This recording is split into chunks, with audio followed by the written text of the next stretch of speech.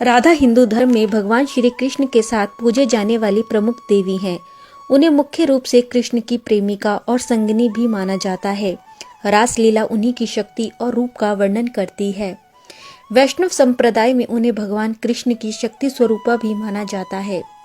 राधा का जन्म पद्म पुराण के अनुसार माना जाता है कि राधा वृषभानु नामक वैश्य गोप की पुत्री थी और उनकी माता का नाम कीर्ति था। उनका जन्म बरसाना में हुआ था, जबकि ब्रह्म पुराण के अनुसार ही लक्ष्मी जी ही राधा रूप में द्वापर युग में जन्म लेकर आई थी। कथा अनुसार माना जाता है कि एक बार वृषभानु जी को एक सुंदर सरोवर में सुनहरे कमल में एक दिव्य कन्या लेटी हुई मिली, जिसे वे अपने घर ले आए। लेकिन वे बालिका आंखें खोलने के लिए तैयार नहीं थी। माता और पिता ने समझा कि वे देख नहीं सकती, लेकिन जब बाल रूप में श्री कृष्ण जी से उनका सामना हुआ तो उन्होंने तुरंत ही अपनी आंखें खोल दी। माना जाता है कि राधा का जन्म शुक्ल पक्ष की अष्टमी तिथि में 12 बजे सोमवार के दिन हुआ था।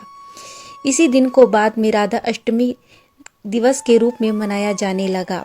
पुराणों में देवी राधा को लक्ष्मी का अवतार बताया गया है। इसी कारण जब भगवान विष्णु ने द्वापर युग में जन्म लिया तो उनकी प्रियतमा लक्ष्मी ने भी राधा के रूप में जन्म लिया। राधा कृष्ण मिलन, और क्या वास्तव में हुआ था उनका विवाह? कृष्ण और राधा ने जब पहली बार एक दूसरे को देखा तो वे एक दूसरे को देखते ही मंत्रमुग्ध होकर खो से गए थे। जहां राधा और कृष्ण पहली बार मिले थे उसे संकेत तीर्थ स्थल कहा जाता है, जहां आज एक मंदिर है। ये स्थान बरसाना और नंदगांव के बीच है। मान्यता है कि पिछले जन्म में ही दोनों ने ये तय कर लिया था कि हमें इस स्थान पर मिलना है। गर्ग संहिता के अनुसार माना जाता है कि एक जंगल में स्वयं ब्रह्मा जी ने राधा और कृष्ण जी का गंधर्व विवाह करवाया था। पौराणिक कथाओं की माने तो राधा को रुक्मणी का आध्यात्मिक अवतार भी माना जाता है। क्यों श्री कृष्ण और राधा का विवाह नहीं हो पाया? सदियों से प्रेम का प्रतीक रहे राधा और कृष्ण को एक दूसरे का पूरक माना जाता रहा है। जीवात्मा से परमात्मा के मिलन का प्रतीक रहे श्री कृष्ण और राधा भी सामाजिक तौर पर कभी एक नहीं हो पाए, ना ही उनका विवाह हो पाया। पर ऐसा क्यों हुआ, आइए जानते हैं। कहा जाता है कि जब श्री कृष्ण वृंदावन छोड़कर जा रहे थे तब राधा को देखकर वे उनसे मिलने आए और उन्होंने उनसे वापस लौटकर आने का वादा भी किया। इसके बाद वे वृंदावन से चले गए। कहा जाता है कि उस समय रुक्मणी श्री कृष्ण को पसंद करती थी और मन ही मन उन्हें अपने पति के रूप में स्वीकार कर चुकी थी। जब रुक्मणी का विवाह किसी और से तय हुआ तो उन्होंने श्री कृष्ण को ये कहकर याद किया कि यदि वे नहीं आए और उनका विवाह यदि किसी और से हुआ तो वे अपनी जान दे देंगी। तब श्री कृष्ण ने रुक्मणी के पास आकर उनसे विवाह रचा लिया। श्री कृष्ण और राधा से विवाह न होने पाने का कारण एक ये भी माना जाता है कि राधा कृष्ण से उम्र में बड़ी थी, इसीलिए यशोदा माँ नहीं चाहती थी कि उनका विवाह श्री कृष्ण से हो। इसके अतिरिक्त कहा यह भी जाता है कि राधा का विवाह यशोदा के भाई रयान गोपा के साथ तय हुआ था, जिसके कारण रिश्ते में राधा कृष्ण की होने वाली मामी लगती थी। राधा का विवाह। राधा के विवाह के विषय में कहा जाता है कि उनका विवाह रयान नामक व्यक्ति से हुआ था। कहा जाता है कि पूर्व जन्म में ये अयान नाम का एक व्यक्ति था और यह भगवान विष्णु का परम भक्त था। अपनी तपस्या से उसने भगवान विष्णु को प्रसन्न किया और वर में उसने माता लक्ष्मी से विवाह की इच्छा प्रकट की। इस वरदान को सुन भगवान विष्णु को क्रोध तो आया, मगर भक्त की इच्छा पूरी करना उनका कर्तव्य था। इसीलिए उन्होंने अयन को वचन दिया कि जब देवी लक्ष्मी का जन्म राधा के रूप में पृथ्वी पर होगा तब तुम्हारा विवाह उनके साथ होगा, पर देवी होने के कारण तुम उन्हें कभी छू नहीं पाओगे। इसी कारण कहा जाता है कि जब रयान और राधा का विवाह हुआ तो उस समय राधा जी ने अपना शरीर विवाह से पहले ही छोड़ दिया था और उनकी परछाई से ही रयान का विवाह हुआ। राधा अपनी छाया को स्थापित कर स्वयं अंतर्ध्यान हो गई, अर्थात रयान केवल राधा की परछाई से ही विवाह कर पाया।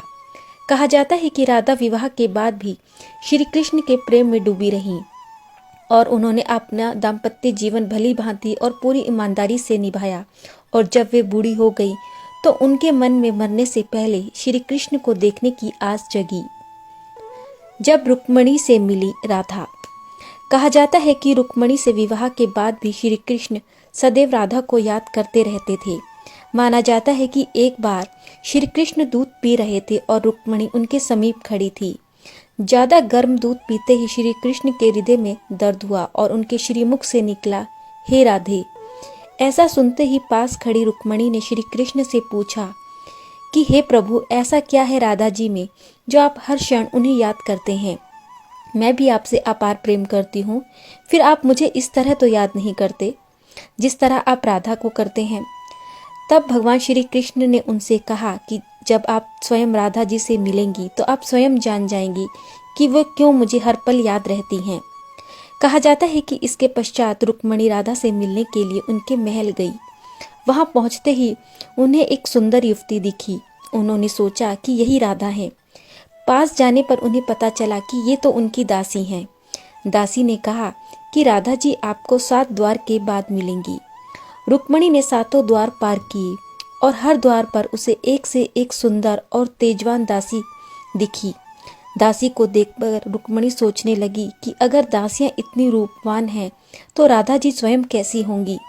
सोचते हुए रुक्मिणी उनके कक्ष में पहुंची। तभी उन्हें एक सुंदर रूपवान स्त्री दिखी।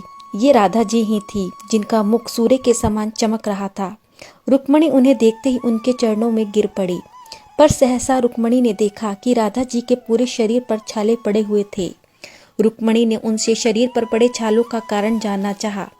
तब राधा ने कहा कि कल आपने श्री कृष्ण को जो गर्म दूध दिया था वे जरूरत से ज्यादा गर्म था, जिससे उनके हृदय में छाले पड़ गए और उनके हृदय में सदैव मेरा ही वास होता है। ये बात सुनकर रुक्मिणी हैरान रह गई और श्री कृष्ण और राधा जी के प्रेम की नतमस्तक हो गई। राधा और श्री कृष्ण का पुनर्मिलन। कहा जाता है कि अपने सारे कर्तव्यों को पूरा कर राधा अपने अंतिम समय में श्री कृष्ण से मिलने द्वारका गई, पर वहां पहुंचकर उन्होंने उनकी 8 पत्नियों को देखा। इसके बाद भी वे दुखी नहीं हुई। जब कृष्ण ने राधा को देखा तो वे बेहद प्रसन्न हुए और दोनों बिना कुछ कहे संकेतों की भाषा में एक दूसरे से